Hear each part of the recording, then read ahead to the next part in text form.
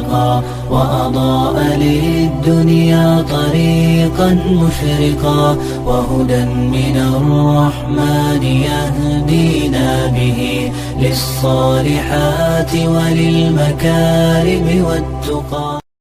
السلام علیکم ورحمۃ اللہ وبرکاتہ. بسم اللہ الرحمن الرحیم. الحمد للہ رب العالمین وأصلی وأسلم علی رسولہ الکریم. اما بعد.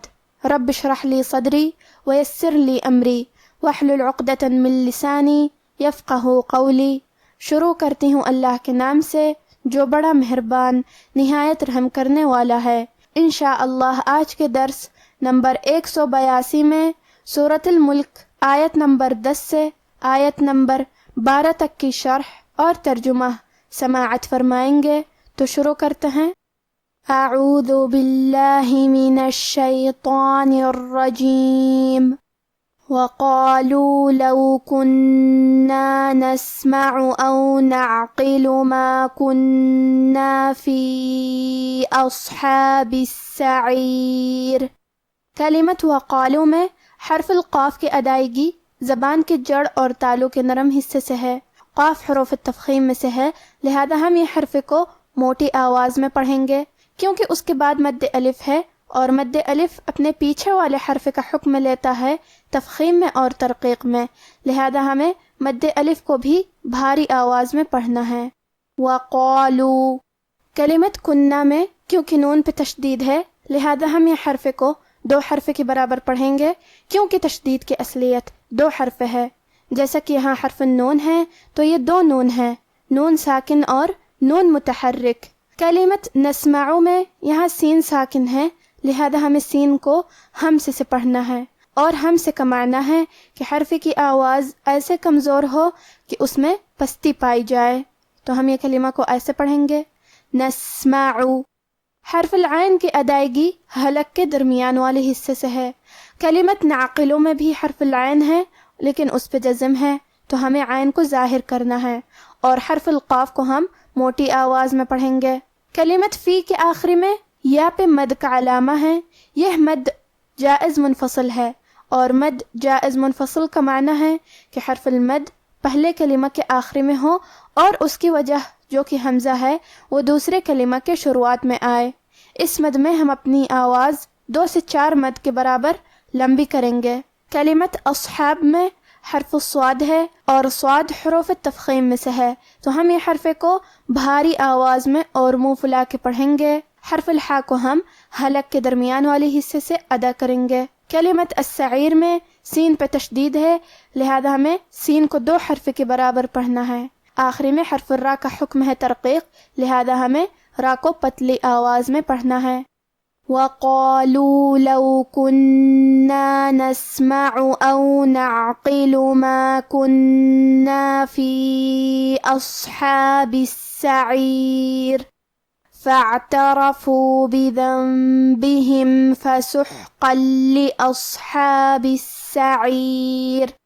کلمت فَاعْتَرَفُوا میں الف ہے لیکن یہ حمزہ وصل ہے، ہمیں حمزہ کو ظاہر نہیں کرنا ہے. فا کے بعد ہم حرف العین پڑھیں گے.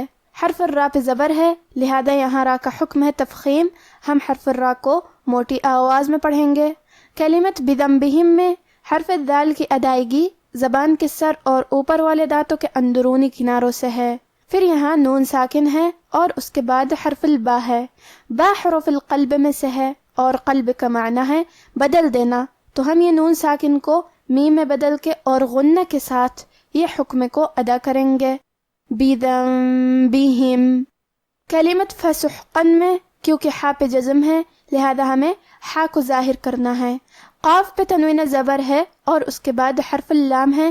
کلمت لأصحاب میں لام حروف الادغام بغیر غنہ میں سے ہے اور ادغام کا معنی ہے حرف کو حرف میں داخل کرنا، تو ہم یہ تنوین کو لام میں ملا کے بغیر غنہ سے لیکن تشدید کے ساتھ یہ حکم کو ادا کریں گے.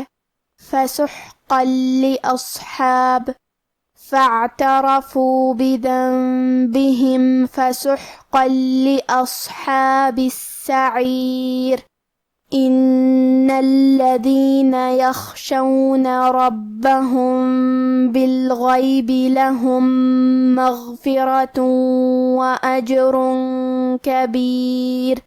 کلمت ان میں نون پہ تشدید ہے، لہذا ہم یہ حرف کو دو حرف کے برابر پڑھیں گے۔ کلمت یخشون میں حرف الخاء ہے اور خاء کی ادائیگی حلق کے اوپر والے حصے سے ہے، خاء حروف التفخیم میں سے ہے، لہذا ہمیں یہ حرف کو بھاری آواز میں پڑھنا ہے۔ کلمت ربہم میں با پہ تشدید ہے، لہذا ہم تشدید کو ظاہر کریں گے۔ آخری میں یہاں میم ساکن ہے، پھر حرف البا ہے۔ کلمت بالغیب، با حروف الاخفاء الشفوی میں سے ہے اور اخفاء کا معنی ہے چھپا دینا، تو ہم میم ساکن کو چھپاتے ہوئے لیکن غنہ کے ساتھ یہ حکم کو ادا کریں گے۔ ربہم بالغیبی۔ کلمت بالغیبی میں حرف الغین کی ادائیگی حلق کے اوپر والے حصے سے ہے، اور کیونکہ غین حروف التفخیم میں سے ہے تو ہم یہ حرف کو موٹی آواز میں پڑھیں گے۔ کلمت لہم کے آخری میں میم ساکن ہے، پھر حرف المیم ہے۔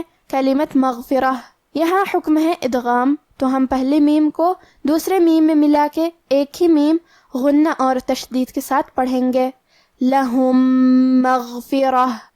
کلمت مغفرہ میں حرف الراء کو ہمیں موٹی آواز میں پڑھنا ہے، آخری میں تا پہ تنوین پیش ہے، پھر حرف الواو ہے۔ کلمت واجرن میں واو حروف الادغام بغنہ میں سے ہے، تو ہمیں یہ حکم کو غنہ اور تشدید کے ساتھ ادا کرنا ہے۔ مغفرۃ واجر۔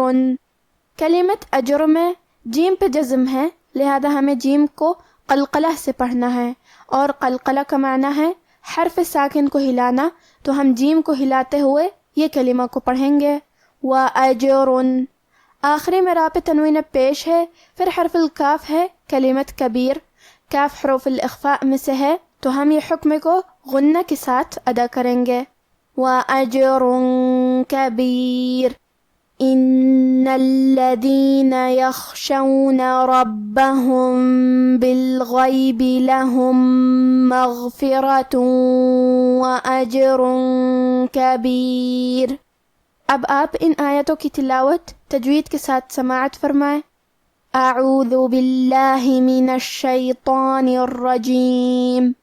وقالوا لو كنا نسمع أو نعقل ما كنا في أصحاب السعير فاعترفوا بذنبهم فسحقا لأصحاب السعير إن الذين يخشون ربهم بالغيب لهم مغفرة وأجر كبير۔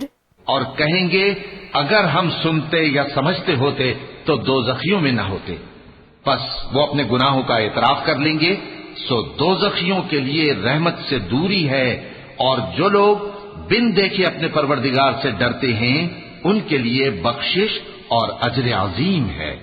آج کا ہمارا درس ہی ختم ہوتا ہے۔ سبحان ربک رب العزت عما یصفون وسلام علی المرسلین والحمد للہ رب العالمین، والسلام علیکم ورحمۃ اللہ وبرکاتہ۔